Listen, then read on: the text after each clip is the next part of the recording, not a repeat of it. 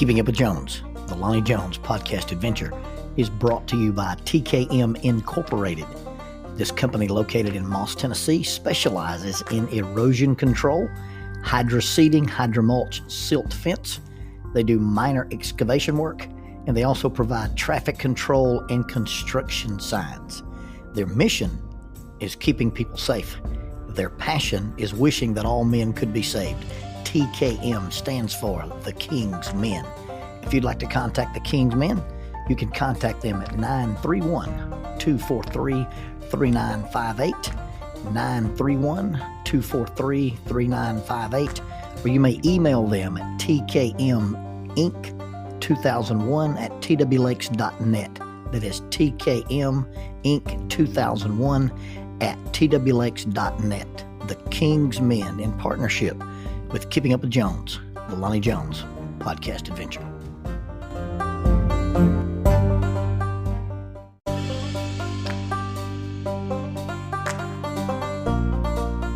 SJ&L General Contractor is a full construction company that primarily focuses on civil construction and asphalt sales in the Huntsville and Fayetteville regions. Services they provide include, but are not limited to, road construction, asphalt material, underground utilities, site work, and demolition. They employ heavy equipment operators, concrete finishers, pipe layers, and CDL dump truck drivers. If you would like for this company to work for you on your project, or if you'd like to work for them as an employee of this family-owned business, you can contact them at 931-433-4660. That is 931-433-4660, or 3W's and a dot, sjnl.com. That's www.sjnl.com. SJ&L General Contractor is a sponsor of Keeping Up with Jones, the Lonnie Jones podcast adventure.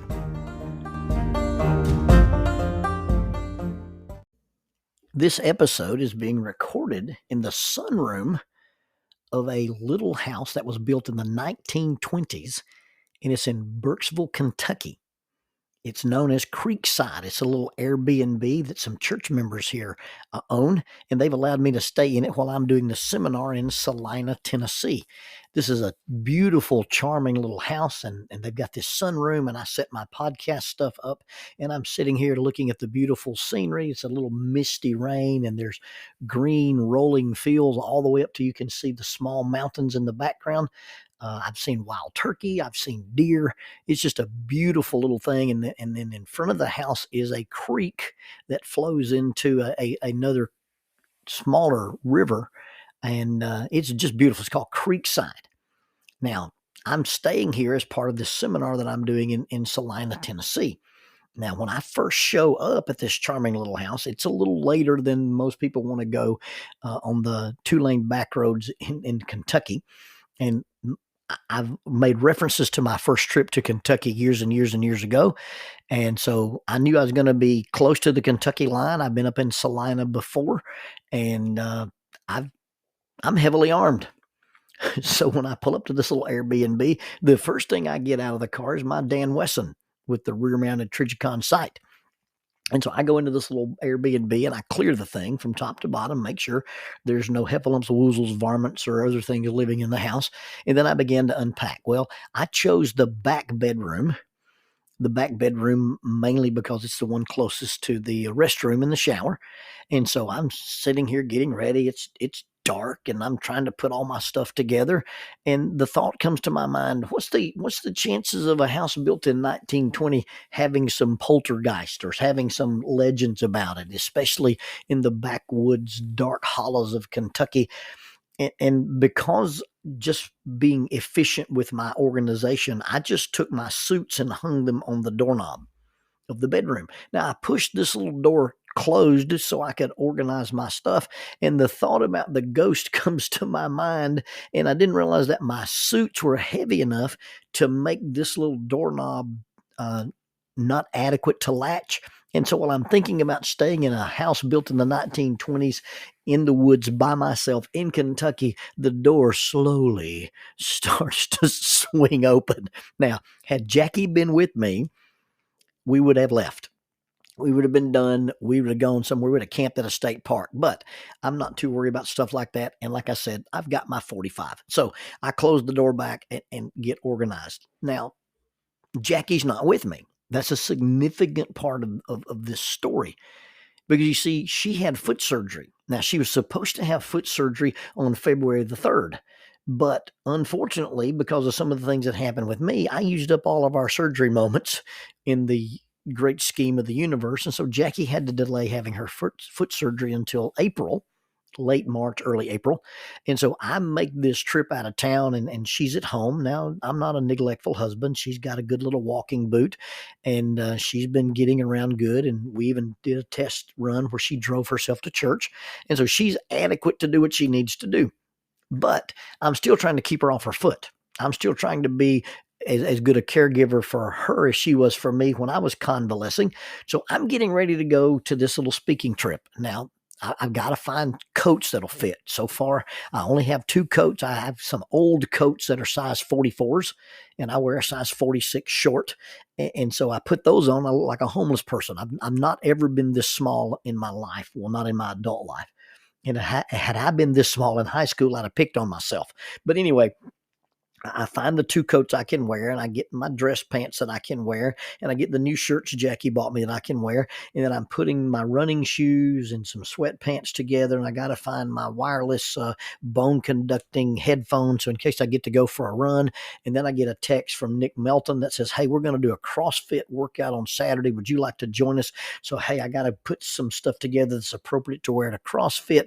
And while I'm getting this stuff done, Jackie needs me. Now, she's not a bad patient. Well, she's a bad patient in the terms that she doesn't do what the doctor tells her to do. She's already unwrapped her foot and rewrapped it because she didn't like the way it felt. The doctor told her not to be on crutches because they're afraid of her falling, but she has these racing crutches that she's ran around with when she had 2 hip replacements. And so she does things she's not supposed to do, and I'm trying to keep her just still. And that's hard. My wife has the attention span of a weather vane. And where if I get laid up and convalesce, I sit in front of the TV and watch movies and watch Netflix and watch Hulu and watch all kind of stuff. And Jackie's got to get up and she's got to be moving. And so I'm trying to keep her off her feet and I'm bustling around trying to do things. And she calls me and I leave my packing and I go address whatever it was that she needed addressed. And it wasn't anything inappropriate. It was just something that she needed and I needed to do for her. But I'm a linear doer. Now, I'm not a linear thinker. I don't look at things and go, this dot connects to this dot, connects to that dot, connects to that dot. The way I think is I go, hey, if you take those dots, turn them sideways and cross your eyes, they make a lizard. But when I start to do something, I want to go from point A to point B. And there's not a point A, point 1, A, point 2, A, point, there's point A to point B. I walk to the mailbox and I don't care if there's a snake in the driveway. I don't care if there's trash on the lawn. I don't care if something's been turned over. I'm going to the mailbox first, and then I'm going to address the snake, the trash, the thing that's been turned over. I just don't like to get out of my routine and get distracted because when I do, I forget things. So I'm in the dark little cabin in Burkesville, Kentucky, and I start looking for undergarments. And I have none. Because while I was packing my bag and Miss Jones called me from the other end of the house, I ended up closing the bag and getting it ready to go without going through my normal check routine. I've got my DOP kit, I've got my preaching clothes, I've got my Bible, I've got my podcast stuff. But yeah, I'm in Southern Kentucky, Northern Tennessee, and I don't have any underwear. So I go over to Salina and I preach at this little church and we had a huge crowd for the first night. And so when church is dismissed, we stand around visiting and it's almost 8:00. Well, I get my phone out and I look for Walmart. Well, the closest Walmart from Salina, Tennessee is in Tompkinsville, Kentucky. So I punch in my little thing for Tompkinsville and I drive up the road about 20 minutes and I go into the Walmart and I buy the things that I need to buy. And then I take this little thing and I punch in the address for Creekside, the little Airbnb I'm in. Well, now instead of it taking me familiar roads back down into Salina and go outside of town and turn on Kettle Creek Road, I'm just following the GPS. And I'm driving along. I'm listening to a John Sanford book on my Audible program, and I'm driving through the dark in Tennessee. It's 9:30, almost 10 o'clock. And I'm driving around and I keep looking at the GPS and saying, there's a river there. In fact, it's the Cumberland River. And I keep looking at this road and the road goes to the river and that's it. You're at the river. And I began to be concerned because I do not have a staff that I can strike the surface of the water with. I don't have a mantle that I can lay on it like Elijah did. The best I've got is a rifle and a pistol, and I don't think shooting the surface of the river is going to do much good other than create some noise. And then my GPS says, take a right at the Cumberland Ferry. The what?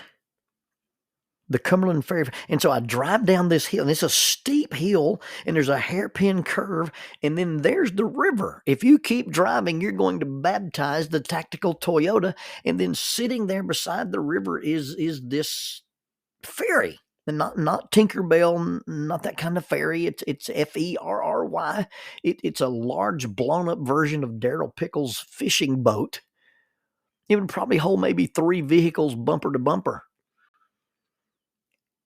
And I drive my truck down, and all of a sudden the lights come on, and this young man wanders out of this small cubicle out here on the dark banks of this river, and he opens up this gate, and I drive my truck onto that, and I reach into the dash, and I get my 45, and I'm looking at this kid who stays all of his nights on the river by himself, and I'm thinking to myself, the only thing between this guy and a 5-state killing spree is reliable transportation, and I've just driven it up into his lap. Well, he closes the gate. He starts this little motor. We push off from the gate, and in less than 2 minutes, because I videoed the voyage, in less than 2 minutes, the end of this barge touches the next piece of pavement, which is on the other side of the river. The young axe murderer opens up the gate, and I drive out and up this steep hill, and I have crossed the river, and I'm headed to my Airbnb. I couldn't believe that. Listen, when I tell you that just trusting my GPS to get me from point A to point B is a bad habit, I used to read a map. I used to keep a map in my car, but I don't have a map anymore. I'm totally dependent on the GPS. And to tell you that I was as lost as the sign language interpreter at Pentecost is not an exaggeration. Had I not found a way to cross this river, I'd still be driving around in the backwoods of Kentucky, and probably by this time I'd be out of ammo. But I crossed the river. I crossed the river using a barge or a ferry. And before they started building bridges and had the technology to do that, you only crossed a river at a ford where the water was low enough to cross, or where there was a ferry where the water was big enough that you could float something and haul things across. If you look at your life and you say, hey, this is where I'm at, and this is where I'd like to be, and you can fill in the blank, and this is what I need to get there, then you've solved most of the problems in your life. Now, you've got to be realistic about what you need to get there. I need to cross this river, but I can't use Moses' staff, and I can't use Elijah's mantle. I don't have the Ark of the Covenant, so when my feet touch the water, it won't immediately part. I don't have. You've got to be realistic about your resources. You see, a problem is defined as a lack of resources, and being able to define, hey, this is where I'm at, and this is where I want to be, and this is what I need to get there. That's the way we make decisions about life. That's the way we make decisions about the future. Jordan Peterson has on his website a thing called self-authoring, and it's where you basically do this quasi-autobiography, and then you start doing some predictions. If I stay on this path and I keep making these grades and I don't go to school, then in 5 years, this is where I'll be. And then you do the opposite exercise. If I improve my grades and I stay in school and I go to college and I get a master's, then in 5 years, this is where I'll be. Now, which one of those where I'll be's do you want? Which future can you project for yourself? And just simply looking at that future helps you point out or help you plot where you're going to go. It becomes the GPS for the direction of your life. where you're at and where you want to be, those 2 points have to be connected with reasonable, achievable goals. And a lot of those goals come in incremental steps. You know, if you were to make this into like a pyramid made out of circles. So, you know, on the bottom of the pyramid, there's 4 circles, and in the next layer, there's 3 circles, and the next layer, there's 2 circles, and in the top is the 1 circle of where you want to be. Well, oftentimes we run into people who have what we call positive fantasies. A guy comes into the jiu-jitsu gym and says, I'm going to be the next UFC champion. And that's his top circle. And you go, okay, so did you wrestle in high school? No. Did you take martial arts as a kid? No. Have you been involved in any kind of competitive sports that involve punching, kicking, throwing, wrestling? No. Did you ever get in a fight on the playground when you were 7? No. Well, all of a sudden you've got this goal, you've got this single circle, and you don't have the 2, the 3, and the 4 circles beneath it to build your pyramid. And that's what we call a positive fantasy. So when you start looking at, okay, this is where I want to be. This is my ultimate goal. Own my own business, achieve this sports thing, climb this mountain. What do you have to have underneath that? And what do you have to have underneath that? And what are the incremental steps and the things you need to learn, the skills you need to master, or the equipment you need to acquire to accomplish that? When you can do that, then you can connect, this is where I am, and this is where I want to be.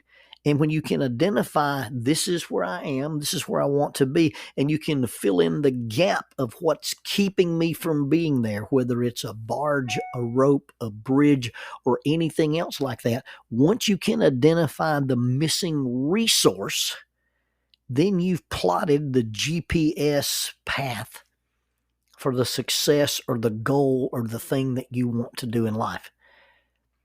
And a lot of times we feel lost.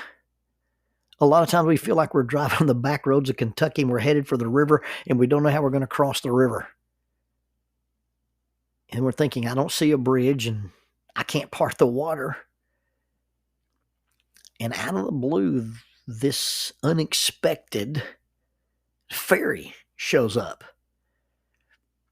And now we may be talking about a fairy, the magic dust, the Tinkerbell, the magic wand. Because the solution to our problems often is something that we don't expect. I don't know if it's providence or answers to prayers or just the fact that we're willing to look at things in an unconventional way. And although crossing the ferry that late at night with this young man who was operating the thing, it wouldn't have been my first choice.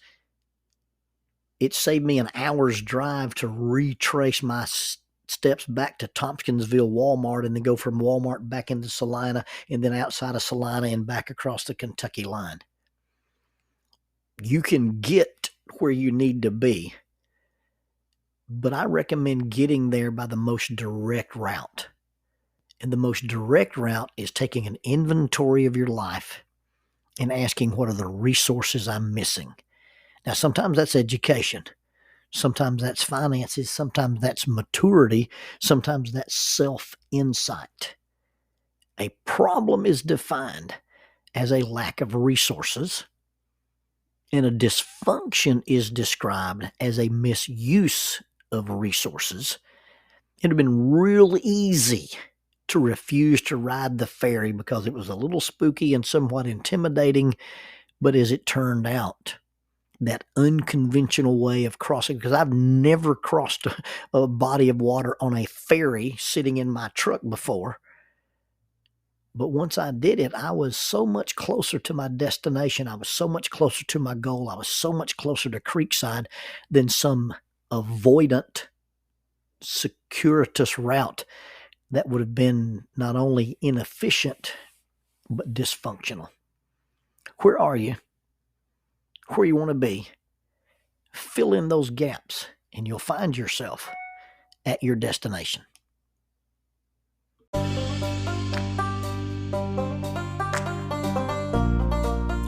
Using the tool of shortwave radio, World Christian Broadcasting literally covers the world every day with the gospel.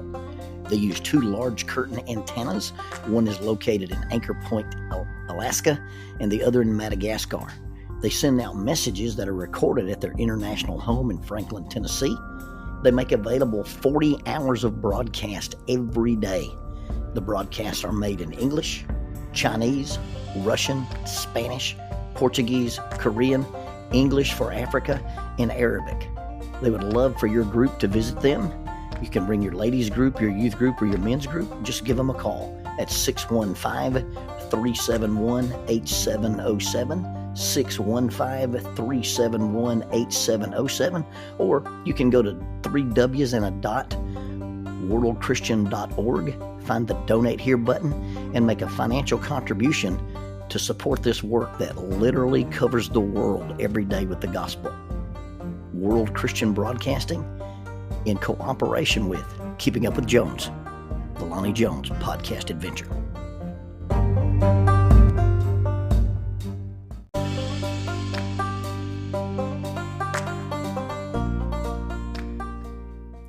Keeping Up with Jones, the Lonnie Jones podcast adventure, is sponsored by us. What? We sponsor ourselves? Is that even legal? Check us out on Amazon. You can have access to the titles of Pedagogue, the youth ministry book by Lonnie Jones; Cognitive Spiritual Development, a Christ-centered approach to spiritual self-esteem; Grappling with Life, Controlling Your Inside Space, a small essay using the principles of Brazilian Jiu-Jitsu to talk about psychological and emotional self-defense; If I Were a Mouse, a children's book written and illustrated by Lonnie Jones; and then The Selfish Reel, a very short story about a decision. Also, you can check out our YouTube channel to see archived lessons and presentations from across the country, some videos with rope tricks and knots. Don't forget to visit the Facebook page 550 Guys to learn about the little rope men that we make and that we invented and that we make. And then be sure to click like, subscribe, and share. This is Keeping Up with Jones, the Lonnie Jones podcast adventure.